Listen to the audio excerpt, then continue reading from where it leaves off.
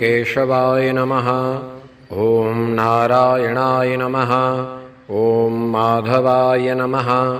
ॐ गोविन्दाय नमः। ॐ विष्णवे नमः। ॐ मधुसूदनाय नमः। ॐ त्रिविक्रमाय नमः। ॐ वामनाय नमः। ॐ श्रीधराय नमः। ॐ ऋषिकेशाय नमः। ॐ पद्मनाभाय नमः। ॐ दामोदराय नमः। ॐ सङ्कर्षणाय नमः। ॐ वासुदेवाय नमः। ॐ प्रद्युम्नाय नमः। ॐ अनिरुद्धाय नमः। ॐ पुरुषोत्तमाय नमः। ॐ अधोक्षजाय नमः। ॐ नारसिंहाय नमः। ॐ अच्युताय नमः।